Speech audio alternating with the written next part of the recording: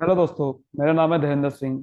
आज की वीडियो में अपॉर्चुनिटी कॉस्ट के ऊपर बात करने वाले हैं। मैनेजर इकोनॉमिक्स में बहुत इंपॉर्टेंट टॉपिक। इस वीडियो के आप नोट्स भी डाउनलोड कर सकते हो, जो मैं आपको दिखाऊंगा। आपको डिस्क्रिप्शन में जाना है और वहां से आप नोट्स भी डाउनलोड कर सकते हो। चलिए शुरू करते हैं। तो समझते हैं पहले अपॉर्चुनिटी कॉस्ट प्रिंसिपल हमारा मैनेजर इकोनॉमिक्स में क्या होता है। एक्चुअली में अपॉर्चुनिटी कॉस्ट एक ऐसी कॉस्ट होती है कि जो आपने अपॉर्चुनिटी छोड़ दी, यानी कि आपके सामने कई सारे विकल्प थे, एक दो तीन, मान लेते तीन ऑप्शन आपके सामने। तीन में से आपको एक चुनोगे। जब एक चुनोगे तो जो बाकी लोगों को नहीं चुन पाओगे, उसकी जो कॉस्ट है उसको बोलते हैं अपॉर्चुनिटी कॉस्ट। जो बाकी ऑप्शंस को आप नहीं चूज कर पाए, उसकी कॉस्ट कितनी है, दैट इज अपॉर्चुनिटी कॉस्ट। समझते जरा।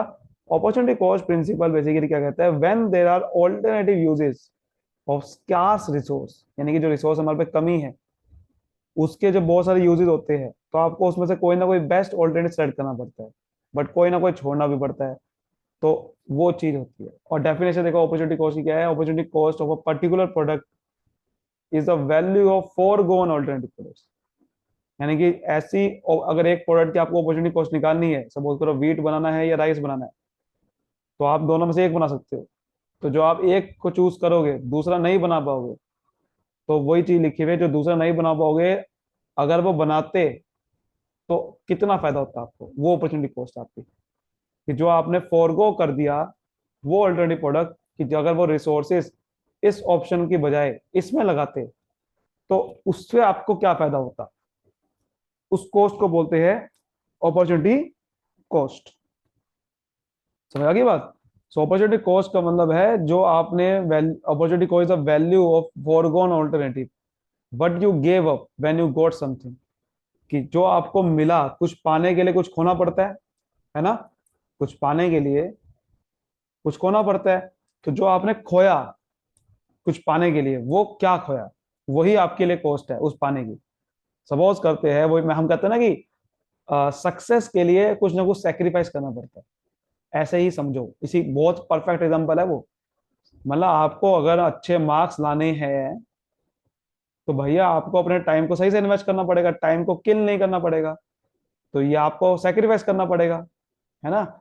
मान लेते हैं कि आपको अच्छे मार्क्स लाने हैं, तो भैया आपको अच्छे से आपको मजे लेने बंद करने पड़ेंगे, इंजॉयमेंट।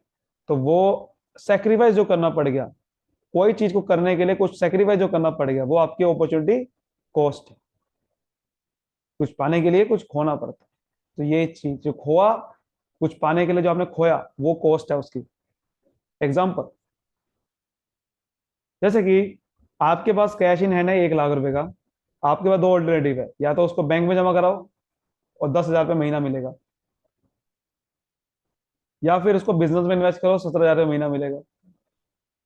अगर मैं आपसे पूछूं इन दोनों में से आप कौन सा ऑल्टरनेटिव चूज करोगे, ऑब्वियसली बात है सेकंड वाला करोगे, है ना। कि भैया हमें 17,000 मिल रहा है। तो जब आपने ऑप्शन टू को सिलेक्ट किया, 17,000 रुपये महीना वाला, आपने ऑप्शन वन को रिजेक्ट कर दिया ना, क्योंकि सेम पैसे को आपने दो जगह लगाना था।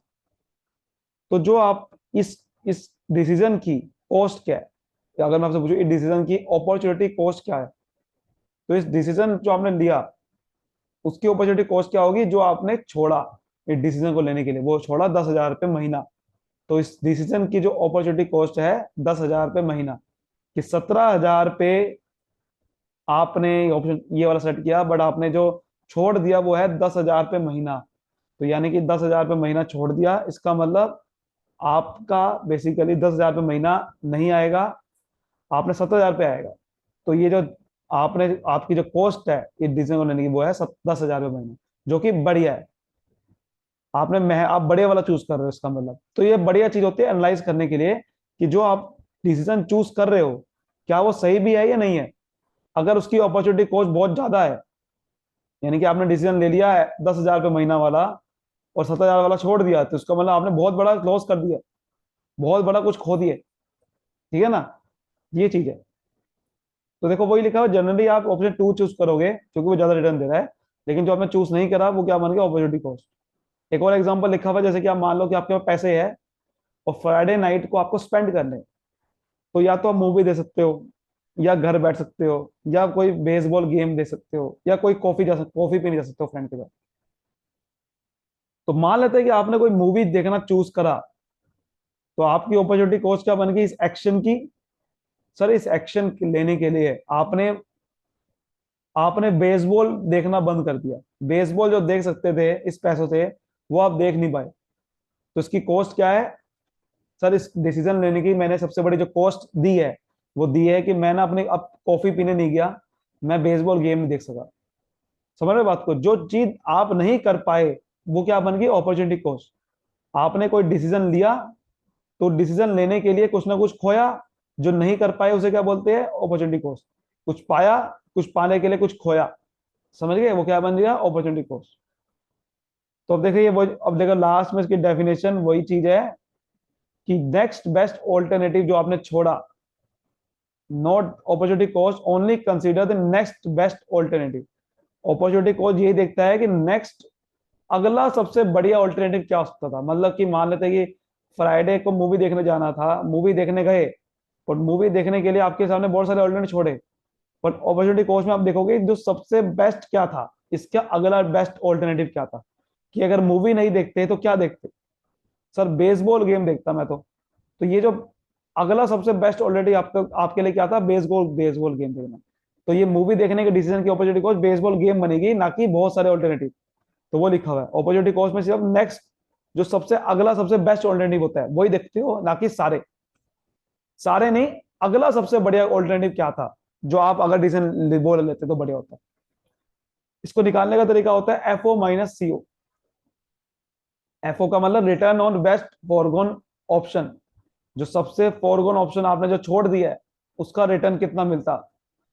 और जो आपने चूज करा है, सीओ, चूज एन ऑप्शन, इसको बोलते हैं फॉरगॉन ऑप्शन, इसको बोलते हैं चूज एन ऑप्शन। एग्जाम्पल जैसे कि मान लो कि आपने 10,000 रुपए वाले जॉब को ऑफर छोड़ दिया, लेकिन 15,000 वाले जॉब को ऑफर लिया, तो अपॉर्चुनिटी कॉस्ट कितनी आ गई सर? -5,000 रुपये। इसका मतलब 5,000 रुपये का आपको, आपने 5,000 रुपये छोड़ दिए, 15,000 की जॉब ऑफर दिया आपने, लेकिन इस डिसीजन को लेने की जो कॉस्ट है वो है -5,000 रुपये। इसका मतलब अच्छा डिसीजन है कि अगर आप ये डिसीजन ना लेते तो 5,000 रुपये आपको अगली जॉब पे कम मिलते, है ना? 10,000 मिलते ना, तो 5,000 रुपये कम मिलते इससे। तो बन गई अपॉर्चुनिटी कॉस्ट। समझ गए? तो नेक्स्ट बेस्ट ऑल्टरनेटिव क्या था, वो देखते हैं। एजम्पशन देखो क्या मानते हैं इसकी।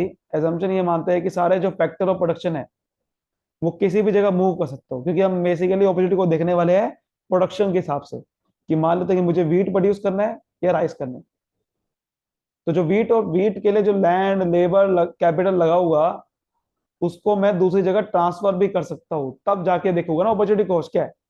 ऐसा नहीं है कि मैं राइस को बना ही नहीं सकता लैंड लेबर कैपिटल से, फिर तो कोई फायदा नहीं है। फिर क्या छोड़ा आपने? वो फिर वीट को बनाने के लिए राइस थोड़ी छोड़ा है आपने।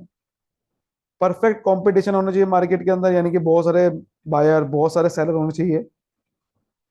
सारे जो फैक्टर प्रोडक्शन यूनिट है वो होमोजेनियस हो, मैंने कि लैंड लेबर कैपिटल लगभग सारे के सारे एक जैसे हो, अलग अलग ना हो।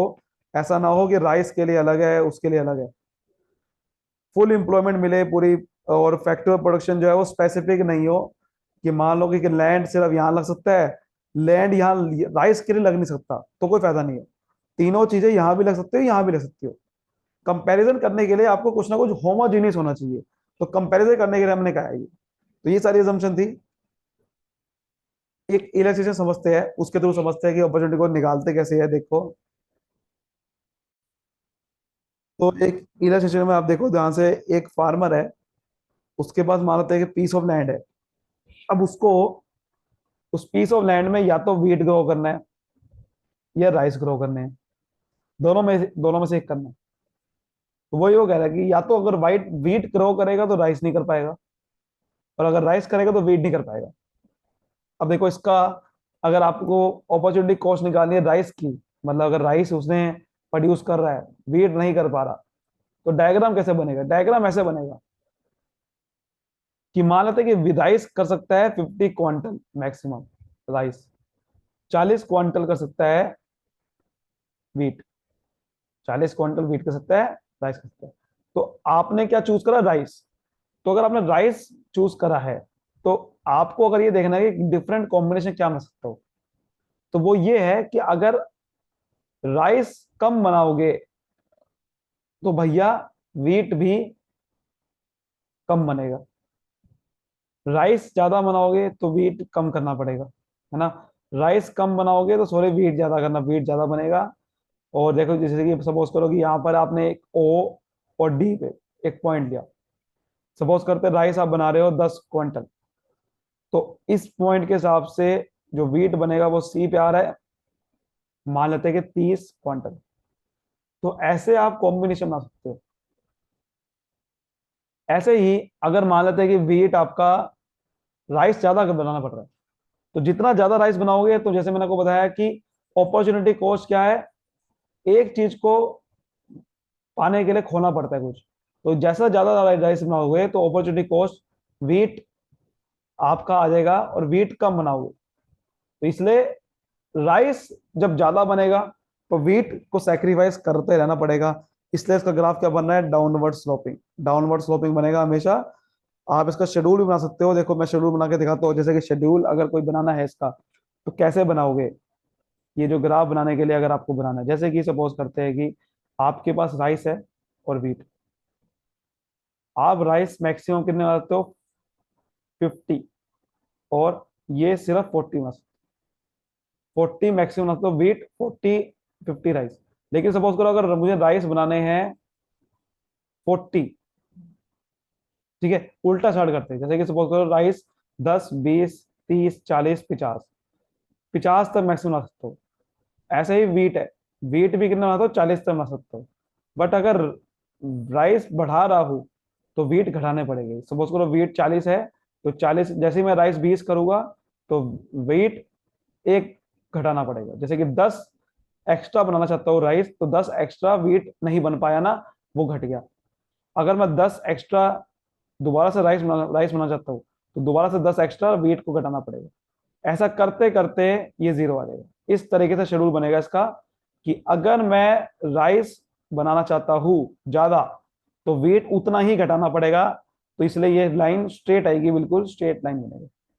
ये शेड्यूल आप बना सकते हो यहाँ पर, कि राइस मैक्सिमम 50 तक जाएगा, बट अगर राइस कम है तो वीट ज्यादा है, और राइस ज्यादा है तो वीट कम है, बिकॉज मैंने राइस को चूज करा है। अगर मैं राइस को चूज करूंगा, राइस ज्यादा बना हुआ, तो वीट नहीं बन पाएगा, उतना ही घट जाएगा। तो यहाँ से वही लिखा हुआ यहाँ से पढ़ सकते हो। एप्लीकेशन समझते हो, एप्लीकेशन कहाँ का होती है अपॉर्चुनिटी कॉस्ट की, देखो फैक्टर प्राइस डिटरमाइन करने में। जैसे कि हमने पढ़ा था कि भाई फैक्टर और प्रोडक्शन लगभग सेम होना चाहिए दोनों का। अगर मैं वीट पे लैंड लेबर कैपिटल लगा रहा हूँ, उतना ही राइस पे लगना चाहिए। तो आप यहाँ पर देख सकते हो कि यार अगर फैक्टर और प्रोडक्शन वीट का सस्ता है, सपोज करो लेबर सस्ती मिल रही है यहाँ पर राइस से, इसका मतलब मेरा बिल्कुल बढ़िया फैक्टर है वो वीट के लिए। लेकिन अगर लेबर ज्यादा लग रही है, तो अपॉर्चुनिटी कॉस्ट से आप क्या करते हो, कंपेरिजन करने में आसानी होती है। एप्लीकेशन सबसे बड़ा है अपॉर्चुनिटी कॉस्ट से, आप कंपेरिजन कर सकते हो कि यार अगर लेबर इस पे ज्यादा लग रही है, मेरे पे उस पे कम लग रही है, इसका मतलब मैंने बहुत बड़ी चीज गवा दी है, मैंने अपॉर्चुनिटी कॉस्ट बहुत बड़ी है मेरी, इसका मतलब। लेकिन अगर अपॉर्चुनिटी कॉस्ट नेगेटिव, जैसे हमें आपको पीछे देखा था, हमने देखा था अपॉर्चुनिटी कॉस्ट हमेशा नेगेटिव में आती है, क्योंकि आप जो ऑल्टरनेटिव फोरगोन करोगे वो बेकार वाला करोगे, बढ़िया वाला चूज करते हो। बट अगर बढ़िया वाला गवा दिया तो अपॉर्चुनिटी को प्लस में आ जाएगी। तो वही लिखा हुआ है। आप फैक्टर प्राइसेस डिटरमाइन कर सकते हो कि मेरा जो लैंड लेबर कैपिटल वो बढ़िया लगेगा। इकोनॉमिक रेंट डिटरमाइन कर सकते हो, मतलब इकोनॉमिक रेंट कहता है द फैक्टर्स एक्चुअल अर्निंग, जो फैक्टर से आप एक्चुअल अर्निंग कर रहा है, और अपॉर्चुनिटी कॉस्ट माइनस कर दूंगा उसको, तो आपको समझ में आ जाएगा कि इकोनॉमिक रेंट कितना है। सपोज करो लेबर बना रहा है, लेबर ले रहा है 10,000 रुपये महीना, लेकिन अपॉर्चुनिटी कॉस्ट क्या थी, वो 15,000 रुपये लेता, इसका मतलब हमारा इकोनॉमिक रेंट 5,000 रुपये है, तो ठीक है बढ़िया, माइनस में आ रहा है, बढ़िया। कंजम्पशन पैटर्न डिसीजन ले सकते हो आप, कि कितना consumer amount of money consumer chooses to have more than one thing, then he needs to have less of other. कितना कंज्यूमर अमाउंट स्पेंड करता है एक चीज के ऊपर और दूसरी चीज पे नहीं करता, आपको समझ में आ जाएगा। So he can not increase the consumption of all the goods at the time. मान लो कि आपके पास 100 रुपए है, तो 100 रुपए में दो चीज खरीदनी है, तो लिमिटेड कर सकते हो। अगर आपको एक चीज ज्यादा खरीदनी है, सपोज करो आपको आइसक्रीम पसंद है, आपको पेप्सी पसंद है, तो अगर आपको आपको दोनों में से आपके लिए इनकम लिमिटेड है, अगर आपको आइसक्रीम ज्यादा खानी है तो पेप्सी का कम करना पड़ेगा। तो ये दे सकते हो आप, इसे होता है अपॉर्चुनिटी कॉस्ट।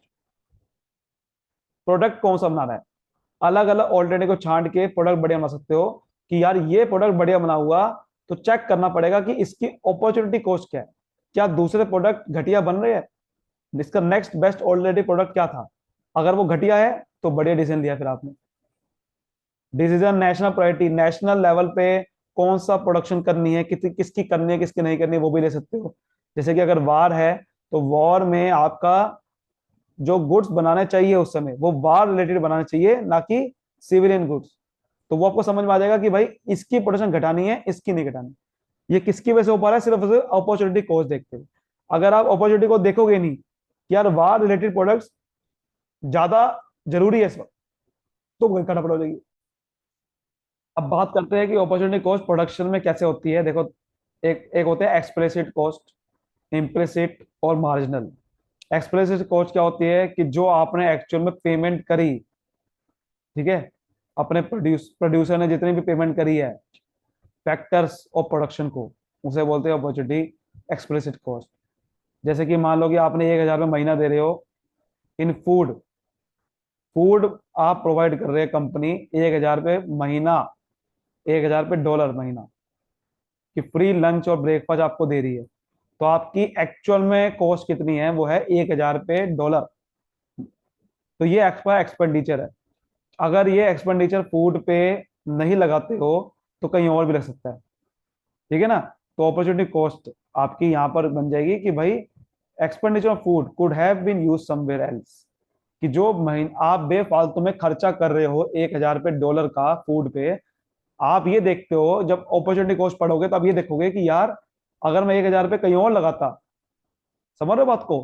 अपॉर्चुनिटी कॉस्ट क्या होता है कि अगर ये ना करता तो क्या करता, नेक्स्ट बेस्ट क्या करता। कि यार 1,000 रुपये हो सकता है कि यार मैं प्रोडक्ट खरीद लेता दो चार, ज्यादा प्रोडक्शन कर लेता, ज्यादा पैसा कमाता। तो फिर से आप सही डिसीजन ले पाते, एक्सप्लिसिट कॉस्ट का सही डिसीजन ले पाओगे। इम्प्लिसिट कॉस्ट क्या होते हैं, इम्प्लिसिट कॉस्ट मतलब नेशनल कॉस्ट, मतलब ऐसी अपॉर्चुनिटी कॉस्ट जो कि company used in order to produce something, कुछ प्रोड्यूस करने के लिए आपका कॉस्ट करती है, उसे बोलते हैं इम्प्लिसिट कॉस्ट। जैसे कि आपको स्मॉल, एक कंपनी ने स्मॉल इलेक्ट्रॉनिक डिवाइस परचेस करा मोबाइल फोन बनाने के लिए, तो ये कॉस्ट क्या है, कुछ प्रोड्यूस करने के लिए खर्च करा है। तो इसलिए ये कॉस्ट बेसिकली ऐसी होती है implicit cost. So electronic devices sold नहीं कर सकते जब तक कि आप ये कॉस्ट नहीं करोगे। तो इसलिए ये कॉस्ट करना बहुत जरूरी है, इसकी अपॉर्चुनिटी कॉस्ट बहुत ज्यादा है। अगर आप ये नहीं करोगे ना तो फिर दिक्कत आ जाएगी आपके लिए। आप देखोगे कि मोबाइल बन नहीं सकता, इम्प्लिसिट कॉस्ट ज्यादा बड़ी होती है। मार्जिनल कॉस्ट क्या होती है कि cost required to produce something extra, कि एक ज्यादा, एक एडिशनल बनाने के लिए प्रोडक्ट कितनी कॉस्ट लगती है। सपोज करो कंपनी जो है 1,000 बर्गर बनाती है एक दिन का, लेकिन ज्यादा डिमांड आई तो आप अब कंपनी का बर्गर खत्म हो गए बनाने। तो कंपनी ने कहा कि मैं ना ज्यादा लोगों को हायर करूंगा जिससे ज्यादा बर्गर बने। तो आपकी अपॉर्चुनिटी कॉस्ट अब क्या है, अपॉर्चुनिटी कॉस्ट ये है कि अब आपको ज्यादा लोगों को सैलरी देनी पड़ेगी, payment of new salaries employees को, है ना। कॉस्ट ऑफ रिक्वायर्ड, अब बर्गर बनाने के लिए जो सामान खरीदना पड़ेगा वो ज्यादा खरीदना पड़ेगा, प्रॉफिट मिसिंग हो जाएगा। तो आपको सोच समझ के डिसीजन लेना पड़ेगा कि ये जो कॉस्ट है अगर करूंगा तो क्या नुकसान होगा, क्या अपॉर्चुनिटी कॉस्ट मेरी होगी, वो सोच समझ के लेना पड़ेगा। अब देखो अपॉर्चुनिटी कॉस्ट का कुछ कंसिडर फैक्टर होते हैं कि अगर आपको कोई कॉस्ट करनी है तो आपको तीन चीज देखनी पड़ेगी, ठीक है ना। तो दस giving up the value he would have yielded from second best already, कि अगर कोई जो आपने छोड़ दिया है सेकंड बेस्ट ऑलरेडी, उस पे उसको डिसीजन लेने के लिए कि अपॉर्चुनिटी कॉस्ट ये करूं या ना करूं, तो आपको मनी देखना पड़ेगा, एफर्ट और टाइम, कि पैसा कितना लग रहा है। अगर पैसा अपॉर्चुनिटी कॉस्ट में लग रहा है काफी अच्छा खासा, तो भैया आप वो नहीं लोगे, इसका मतलब वो डिसीजन नहीं लोगे।